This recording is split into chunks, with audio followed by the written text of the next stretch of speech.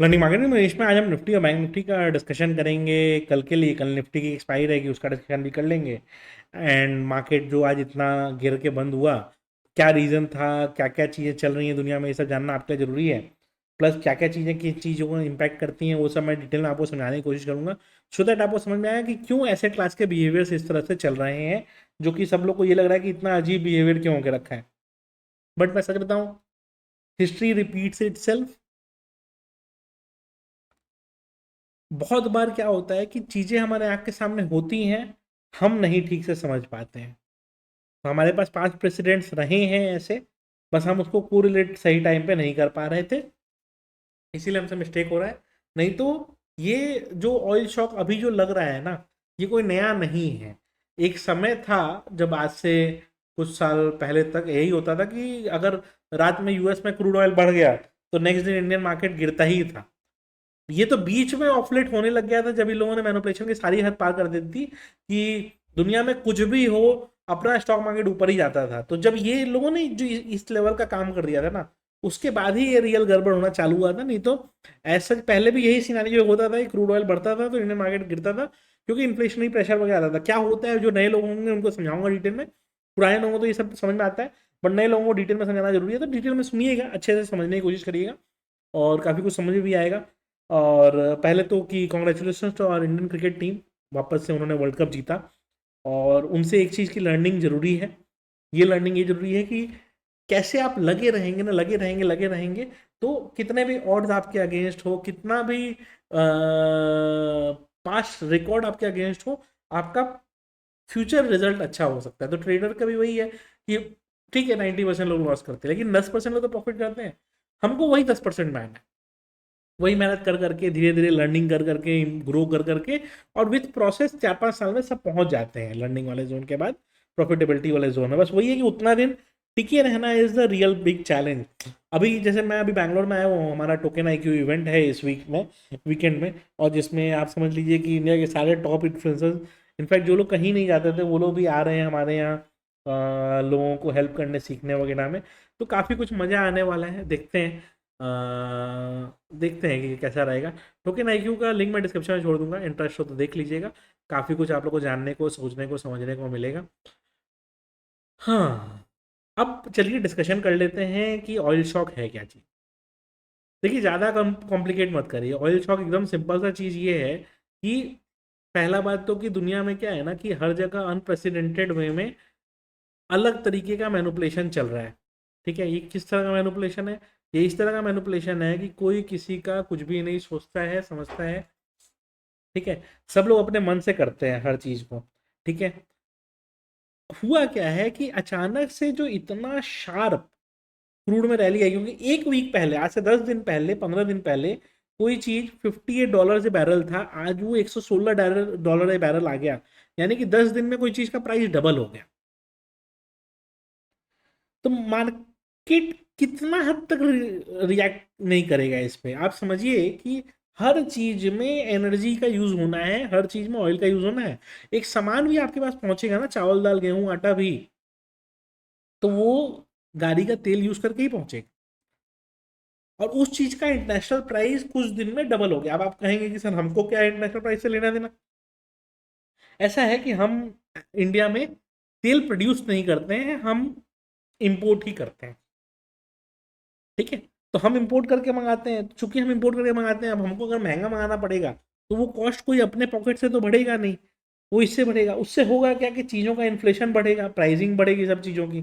जब प्राइसिंग बढ़ेगी सब चीज़ों की तो होगा क्या कि इन्फ्लेशन जब बढ़ता हुआ दिखेगा तो आरबीआई क्या करेगा? इन्फ्लेशन कंट्रोल करने के मेजर्स लेगा। इन्फ्लेशन कंट्रोल करने के मेजर्स में इंटरेस्ट रेट कट वो कर नहीं सकते, इंक्रीज करने का एक चांस बनेगा। जब इंटरेस्ट रेट इंक्रीज करने का बात आएगा तब बैंक्स को दिक्कत आएगी।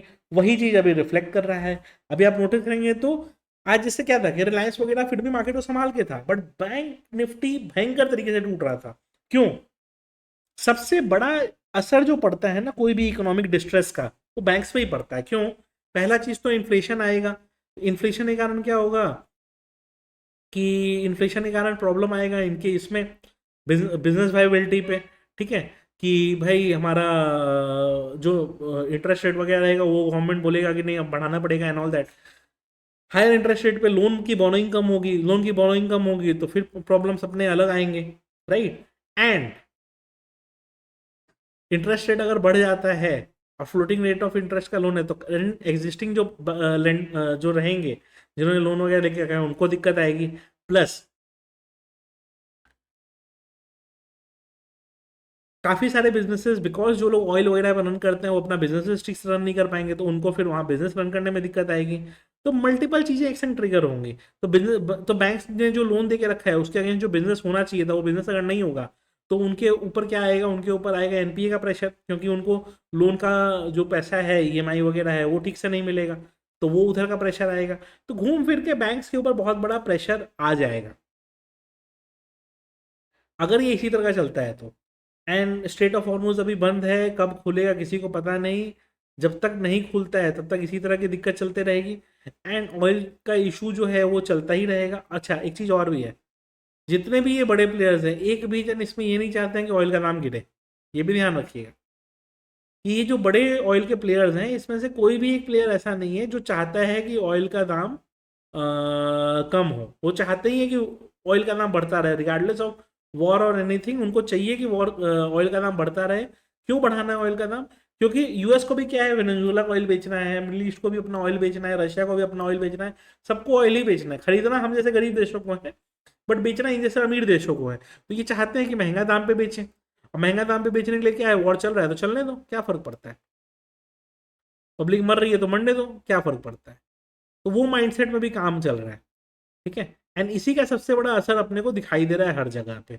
एंड यही एक मेन रीज़न है कि आपको आज जैसे इंडियन मार्केट इतना करेक्ट होता हुआ दिखाई दिया, तो इसका सबसे बड़ा मेन रीज़न यही है कि ये ऑयल जो शॉक है, इसका इन्फ्लेशन जो स्पिल ओवर देगा वो इतना बड़ा होगा ना कि हमारे लिए संभालना थोड़ा सा मुश्किल होकर रखा है। तो चीज़ें कहने में बहुत आसान लगती हैं, हमें कोई फ़र्क नहीं पड़ता, हमें कोई फ़र्क नहीं पड़ता एंड ऑल दैट। बट अगर आप रियलिटी में जाएंगे तो हमें बहुत फ़र्क पड़ता है, और एज ए कंट्री हमारे को ये सब चीज़ों का बहुत ज़्यादा असर पड़ता है। क्यों? क्योंकि हमारा बहुत कुछ डिपेंडेंसी है बाहर से चीज़ों के आने में ही। और वो जब तक आता है तब तक हमारा करेंसी भी डिप्रिशिएट हो चुका होता है, प्लस इंटरनेशनल प्राइसिंग प्रेशर भी रहता है। दोनों चीज़ें एक संग आएंगी तो डबल इफेक्ट नेगेटिव वे में हमारे ऊपर पड़ेगा। और जब दोनों चीज़ों का नेगेटिव इफेक्ट हमारे ऊपर पड़ेगा तो उसका रिजल्ट यही होता है जो मार्केट में भी दिखाई दे रहा है, कि मार्केट में इस तरह का पैनिक सेलिंग और पैनिक प्रेशर वगैरह सब दिखाई दे सकता है। क्या ये बहुत दिन तक चलेगा? You never know. क्या जल्दी एंड होना चाहिए? तो जैसा मैंने आपको बताया है कि कोई नहीं चाहता कि ऑयल का दाम कम हो जाए। पब्लिक ना मरेगी, बट बड़े बिजनेसमैन कमाएंगे, कंट्रीज कमाएंगी, ये सारी बड़ी कंट्रीज अपना पैसा छापेंगी, ठीक है। आप और हम ना गरीब होंगे, आप और हम ना महंगा चीज का दाम पे करेंगे। इनको तो क्या है, इनका तो लाइफ मस्त चल ही रहा है ना, तो इनको फर्क नहीं पड़ता, ठीक है। तो ये एकदम अपना मस्त लाइफ में चिल जीवन जिएंगे एंड सब कुछ इनका सही चलेगा। आप और हम ही मरते रहेंगे हमेशा। और आगे का भी यही प्लानिंग ही है, और देख के भी यही लग रहा है, क्योंकि इन सब लीडर्स ने मिल के ये डिसाइड कर लिया है कि पब्लिक के लिए कुछ करके कोई फ़ायदा नहीं है, पब्लिक को मरने दो भूखे। हम अपने हिसाब से जो मन में आए वो करें, दुनिया जाए भाड़ में, दुनिया को जो सोचना है सोचे, हमको क्या।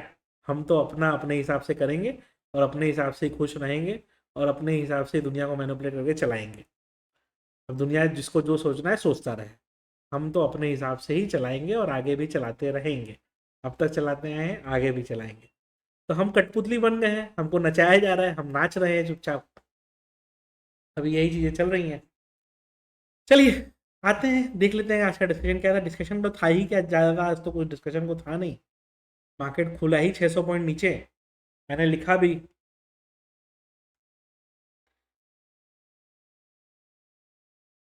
कि गिफ्ट निफ्टी 600 पॉइंट डाउन दिखा होता है। अब क्या ही बोलूँ, क्या ही कर सकते हैं। क्रूड ऑयल शॉक भी मैंने एक्सप्लेन किया छोटा सा शॉर्ट में। मैंने फिर लिखा नथिंग टू से, आप अपना एसआईपी करते रहिए, और क्या कहूँ। फिर जब मैंने ये बताया भी कि जयपुर सेमिनार में, अब वो पर्सन मेरे को आइडेंटिफाई नहीं हो पा रहा है कौन, लेकिन उन्होंने कहा था कि सर जो आईटी जिस तरह से टूटा है ना, बैंकिंग भी टूटता हुआ चार्ट पे उसी हिसाब से दिखाई दे रहा है। अब उनकी प्रेडिक्शन इतनी एक्यूरेट निकली है कि बैंकिंग क्या बुरी तरीके से टूटा है।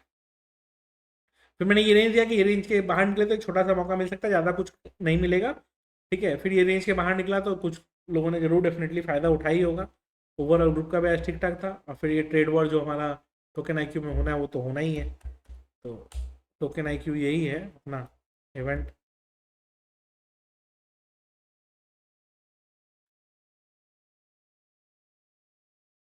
काफ़ी कुछ लर्निंग रहेगा, ठीक है। एंड काफ़ी लोग आ रहे हैं, काफ़ी कुछ सीखने को भी मिलेगा। कुछ हैकाथॉन वगैरह भी, बट उसमें जो पार्टिसिपेंट्स है वो अलग ही लोग हैं, तो वो लोगों का हो भी चुका है। तो ठीक है, काफ़ी कुछ सीखने को मिलेगा। आप लोग भी आइए, जो बैंगलोर में है एटलीस्ट वो लोग तो आइए, काफ़ी कुछ सीखने को मिलेगा, सीख के जाइएगा ज़रूर। लिंक डिस्क्रिप्शन में छोड़ दूंगा उसका। हाँ,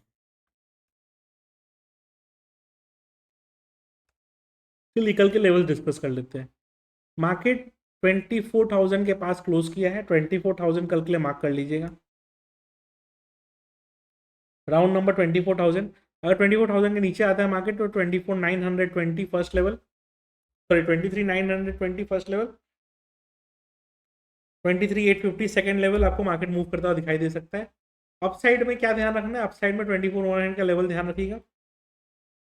24,100 के ऊपर निकलेगा तो ही कोई बुलिश व्यू लेना है, नहीं तो नहीं लेना है, ठीक है। 24,100 के ऊपर मार्केट निकलेगा तो 250 तक का मार्केट में ड्रैग पॉसिबल है, ध्यान रखिएगा। ऑप्शन डेटा दिखाता हूँ कि कल की एक्सपायरी है, और कल की एक्सपायरी है, और यहाँ 162 पॉइंट एंड 197 पॉइंट प्रीमियम है 24,050 पे, एंड 24,000 पे लेंगे तो 191 और 173 पॉइंट प्रीमियम है। तो अब ये प्रीमियम इतना हाई जो है ना, इससे मैं एक चीज आपको समझाना चाहता हूँ। अब देखिए, टोटल जोड़ के हो रहा है 360 पॉइंट। अब 360 पॉइंट मूवमेंट को मार्केट में रियलिटी में कैप्चर करने के लिए मार्केट को बहुत बड़ा मूव 400-500 पॉइंट का देना पड़ेगा। अगर बड़ा गैप अप वो गैप डाउन नहीं हुआ तो 400-500 पॉइंट का मूवमेंट क्या इतना इजीली पॉसिबल है? नहीं है। लेकिन अगर साइडवेज कर दिया जाए, या एक बहुत बड़ा गैप अप या गैप डाउन के बाद वहां पे साइडवेज कर दिया जाए, तो ये पूरा 300 पॉइंट प्रीमियम बैठ के खाया जा सकता है। तो आइडियली मार्केट के कल अगर मूवमेंट ना हो तो उसमें ज्यादा फायदा है बड़े प्लेयर्स का। तो वही अब देखना होगा कि बड़े प्लेयर्स की जो प्लानिंग है वो किस तरीके से काम करती है और किस तरीके से उसका एग्जीक्यूशन होता है। क्योंकि प्राइमा फेसी देख के यही लग रहा है कि अगर किसी कारण से मूवमेंट नहीं होना तो बड़े प्लेयर्स को ज्यादा फायदा है rather देन मूवमेंट हुआ तो ये एक चैलेंज रहेगा। साइडवेज का डर बन जाता है। अगर रेंज तोड़ना होगा मार्केट को तो ड्यूरिंग द लाइव मार्केट हम जरूर डिस्कस करेंगे, बट अभी प्राइमा फेसी यही देख के लग रहा है कि कोई अप या डाउन का एक मूव शुरू में 5-10 मिनट में हो गया, फिर वहां पे साइडवेज करके पूरा प्रीमियम जब तक ये लोग 2-2:30 बजे तक खत्म नहीं कर दे, कोई बड़े मूव के लिए लोग नहीं जाने वाले। निफ्टी बैंक, अब निफ्टी बैंक का ऐसे देख के नहीं समझ में आएगा, बट अगर आवरली चार्ट आप देखें तो 61 से जो टूट रहा है, टूटे जा रहा है, टूटे जा रहा है, टूटे जा रहा है, आज हम 55,500 ऑलमोस्ट 56,000 पे आके बैठे हुए हैं। ये नंबर्स कब आए थे पता है आपको? चार्ट पे ये लास्ट टाइम अक्टूबर वगैरह में आए थे, अक्टूबर 2025 में। हम मार्च में बैठे हुए हैं, 6 महीने बीत चुके हैं ये लेवल्स देखे हुए। इमेजिन करिए कितना हेवी सेलिंग प्रेशर आया है, ये 6 महीना पुराना नंबर्स आज वापस आ गया। एनीवेज, आज अच्छा खासा मूव मिला है इसमें। ध्यान क्या रखना है अपने को, ध्यान रखना है अपने को 55,800 का लेवल।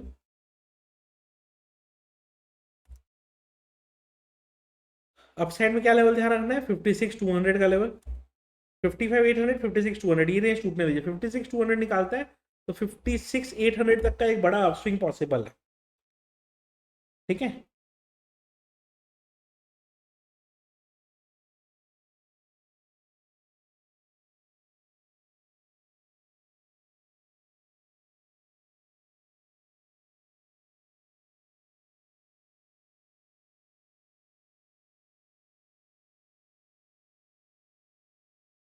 डाउन साइड में 55,800 के नीचे प्रॉब्लम क्या है ना, कि चूंकि मार्केट ने आज ये लेवल्स टेस्ट करे हैं तो आज यहाँ पे 55,300 पे एक सपोर्ट दिख जाएगा। तो अगर मार्केट इधर रिमूव करता है तो 55,300 का लेवल ध्यान रखिएगा, ये लेवल एक सपोर्ट का काम कर सकता है। ये लेवल के नीचे टूटेगा तो वापस से ये बड़े फॉल का तैयार होगा, एंड ये टेक्निकली देखे तो इसमें लेवल्स एग्जैक्ट निकालना अब ऑलमोस्ट वर्चुअली इम्पॉसिबल हो गया, ठीक है। तो ध्यान रखिएगा इस चीज़ का। IT समाव कुछ दिन से स्टेबल है, गिर नहीं रहा है। और बाकी सारे इंडेक्स तो बुरी तरीके से गिर रहे हैं। निफ्टी एफएमसीजी भी बहुत गिर रहा है, कंजम्पशन वगैरह पे इफेक्ट आ सकता है, उसके कारण ऑटो भी गिर रहा है। सेंसेक्स की बात करें तो सेंसेक्स में देखिए ठीक ठाक लेवल्स चल रहे हैं। मेरा मानना यह है कि आप 77,500 का लेवल मार्क करके रखिएगा, उसको मेक और ब्रेक रखिएगा। उसके ऊपर निकले मार्केट या नीचे निकले उस बेसिस पे जजमेंट लीजिएगा आप, ठीक है। क्रूड ऑयल आज 10,000 तक पहुंच गया था अपर सर्किट मारते मारते, अभी वो इधर चल रहा है। क्रूड के संग ये प्रॉब्लम हुआ है कि वो आज सुबह 30% बढ़ने के बाद अभी 17-15% के आसपास ग्रोथ पे बैठा हुआ है। इसमें करना क्या है, देखिए शॉर्ट तो सुसाइडल है, ठीक है। जब तक 92-250 के ऊपर है, बुलिश व्यू इंटैक्ट रखिए इसमें। नेचुरल गैस में नहीं, ये लेवल ध्यान रखना है अपने को, 316 का इसके ऊपर निकलता है तो ये बुलिश हो जाएगा। सिल्वर अगेन थोड़ा सा डिप दिख रहा होगा आपको, लेकिन ये कोई डिप नहीं है, नॉर्मल है, ठीक है। अच्छा, अब काफी लोगों का ये क्वेरी आ रहा है कि गोल्ड एंड सिल्वर क्यों नहीं बढ़ रहा है। क्योंकि देखिए जो मैंने बैंकिंग का रिलेशन समझाया ना आपको, कि इंटरेस्ट रेट बढ़ता है, इन्फ्लेशन अगर बढ़ता है तो इंटरेस्ट रेट बढ़ता है, इंटरेस्ट रेट बढ़ता है तो फ्री मनी सप्लाई कम होती है। इसी कारण क्या गोल्ड और सिल्वर में क्या है, फ्री मनी सप्लाई के कारण ही वो थोड़ा सा डर के अभी सब्सिट्यूट बैठे हुए हैं, वो बहुत ज़्यादा मूवमेंट नहीं कर रहे हैं। तो ये थोड़ा सा वहाँ एक बड़ा पेन पॉइंट है, वो ध्यान रखिएगा थोड़ा सा, कि मेन रीज़न इसका ये है कि चूंकि डर है कि इंटरेस्ट रेट वगैरह बढ़ सकते हैं, तो उसके कारण ये इस तरीके का मेजर लिया गया है। और इसी कारण क्या है कि ज़्यादा से ज़्यादा इसमें मूवमेंट उतना दिखने को नहीं मिलता है। क्रिप्टो में देख लेते हैं एक बार, किसी को क्रिप्टो ट्रेडिंग में इंटरेस्ट हुआ तो डेल्टा का लिंक, कॉइनडिसेक्स का लिंक, दोनों का लिंक डिस्क्रिप्शन में रहता है, चेक कर लिया, दोनों में अकाउंट ओपन करिए, मस्ट ट्रेड करिए, मजा आएगा। 67,600 का लेवल ऊपर में, इसके ऊपर निकलता है तो बुलिश व्यू है, इसके नीचे अगर है तो नेगेटिव बायस इंटैक्ट है, कोई बहुत बड़ा लेकिन नेगेटिव दिखाई नहीं देता है, ठीक है। अगर दिखाई देना होगा तो 67,000 टूटेगा पहले, 67 के नीचे फिर क्या है, बड़ा मूव आपको देखने को डाउन साइड का मिल सकता है। 67,600 ऊपर में एंड 67,000 नीचे में, ये दोनों लेवल मार्क करके रखिएगा, ठीक है। एथीरियम में क्या ध्यान रखना है, अच्छा खासा डिप दिया है, 22,000 के ऊपर ही बुलिशनेस कुछ आएगा, नहीं तो नहीं आएगा। नेगेटिव तो अब मैं क्या ही बोलूँ, इसमें बहुत क्लोज नेगेटिविटी कुछ है नहीं। सोलाना में 83.5 का लेवल मार्क करके रखिएगा, इसके ऊपर निकलता है तो बुलिश व्यू आ सकता है। पैक्स जी जो कि गोल्ड का सब्सटीट्यूट के हिसाब से ट्रेड करता है, 5120 ये लेवल के ऊपर निकलेगा तो ही बुलिश व्यू आएगा, नहीं तो नहीं आएगा। वीडियो अच्छी लगी हो तो लाइक जरूर कर दीजिएगा, और टोकन एंगल का लिंक डिस्क्रिप्शन में होगा, डेल्टा का लिंक डिस्क्रिप्शन होगा, पॉइंट डिसेक्स का लिंक डिस्क्रिप्शन होगा, फायर्स का लिंक डिस्क्रिप्शन में, सब चेक कर लीजिएगा।